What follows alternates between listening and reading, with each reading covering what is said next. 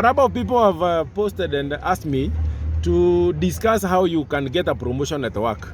Now, the most disappointing thing is working in the same position for 10, 20 years, having not gotten any promotion. The only thing that you get because you belong to you work with a certain company or organization or the government, that you are getting probably annual salary increment, which comes just by the fact that you are working with that organization. But there are opportunities that come, or there are people who come from college, work for 2 years. You have been working in the same department for 10 years, but somebody comes from college and becomes your head of department. Why would this be? And you need to know this.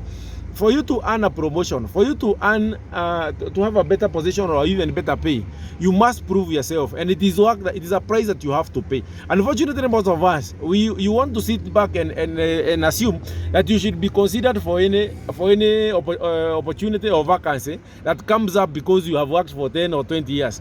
I always tell people this: you can have a wrong experience, meaning you can be working for 20 years, but you have wrong experience, meaning if somebody else comes and does things in a different way for about 5 years, they can be considered and you be left behind. Why? It is not about how long you work. It's about the impact that you are creating. It's about the legacy that you are, the difference that you are bringing, the value that you are adding. And I always tell people this: it is possible for you to earn a promotion. And how do you get a promotion?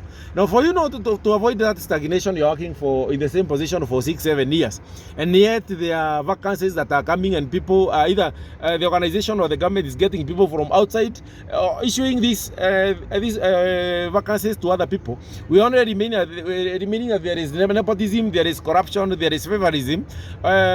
I want to believe at some point you should be considered for any available position. So what I want to share with you some of the 7 things that you can do, and for those who stay with me to the end, I will share a bonus.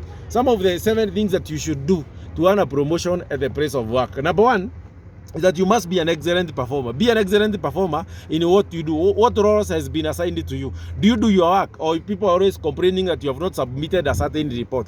You are supposed to submit a report. You are supposed to complete a certain project, but people are always complaining about you. And sometimes we make fun about this, that they know Mr. So-and-so is always late. The supervisor, the HR must call you for you to submit a report. Let me tell you, that is you are registering a negative index when it comes to any evaluation that could be done or any assessment that could be done towards any available opportunity. You might think it is fun when people always know that you always rate and all that, or when it comes to probably delivering on your results, you are not perfecting on that. This is what I say: make a deliberate decision to be an excellent performer. Number 2, be solution oriented. Being solution oriented is, there are people who are always very good at raising the issues, raising the problems. What problem is there? You raise that problem and you report it. And let me tell you, when you identify a problem, I probably advise, because I'm a trainer in capacity, I do capacity building. I always advise employers: if somebody cannot offer a solution, let them not give you the problem.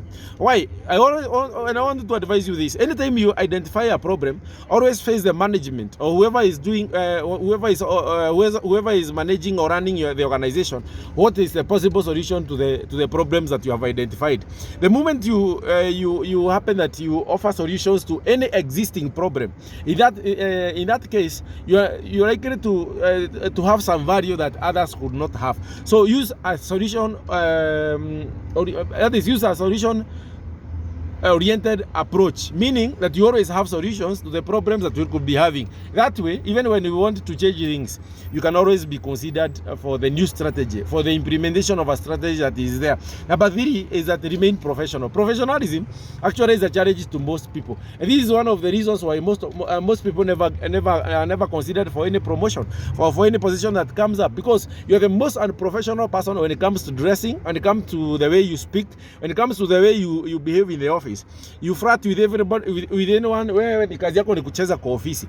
Now, the kind of a personality you are, or the kind of image that you portray to others, to other people? Do you package yourself as a professional? You could be an excellent performer, but you could be the most unprofessional person that exists. You like shortcuts, you like lying, you must manipulate figures, you must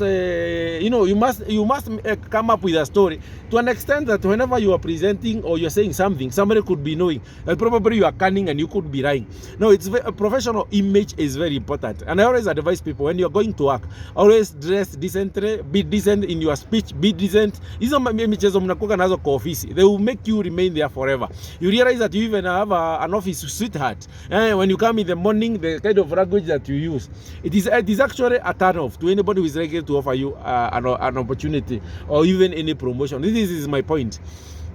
Always present yourself professionally. I'm not saying you not socialize, but always draw a line between socialization and anything else. And I always advise people, avoid being the office sweetheart so and so. Hizi my relationships za ofisi zitakuchomea sana. You would rather have relationships out of the work, out of the office, out of work. Avoid having these sexual relationships with so and so. To an extent, even so and so will know that you are having a party at somebody's place, or you had a sleepover with so and so and everyone in the office. Now, professionalism is actually one of the major causes that makes people stagnate. The other thing is show leadership. Showing leadership is very important. Be a leader in your department. Be a leader in your area. Meaning that probably you're not the head of department. Probably you're not the departmental head, the leader of a specific department. But so long as you are there, people know, or the management or the leadership knows that with you in place, things can happen. You can offer solution. You can read the rest. And I always say this. Sometimes you think at you somehow watu watafikiria that unajipendekeza. That is not the case. Remember, this is your career, and you must progress in it. In this case, I'm saying show leadership, show teamwork. Teamwork, personally, always advise employers, is more important than an excellent performer who cannot work with others. Something else is add-on skills. You cannot remain that because you went to college and you graduated, you still remain with that diploma, with that degree. There are so many short courses, online courses that are there that you can add on skills. Very important. Something else is speak your opinion and ideas. Never be afraid of this. Actually, the moment they realize that you have new ideas, that you have new opinions, and you are never afraid of speaking, whether you differ with the rest, it is always important that you always speak your mind. Something else is number 7, do not be afraid to ask for a promotion. Do not be afraid to ask for a rise. Use the right approach, and timing is very important. Make it that whenever you see the CEO or the manager or the person who is in charge, the HR, ask them that you can even write a letter requesting for a promotion. Never be afraid of doing that. Now, ensure before you do that there is something. And you have not been coming late. You are always you never submit your reports on time, and then you are making a request for a promotion. This is my point. Can you sort other issues first before you ask for a promotion? Finally, this is a bonus, and sometimes you take this right trick. Don't be the office comedian. Don't be the office cartoon. These people are never, and you can check. These people always remain average, and rarely will such people be considered for a managerial position, for a leadership position. This is my perspective, and I think I have the right to talk about this. But my observation in all the organizations that I've worked with, I think over 20 organizations now, I've never seen the office cartoon. The person who kazi yako ni kuchekesha watu kwa ofisi, you will remain in that position because they know when it comes to serious issues, you can never address. This is a trap that most people put themselves in. You are the office comedian, you are the cartoon wa ofisi. You are kazi yako ni kufanya watu wacheke. When it comes to serious issues, you are never there. No.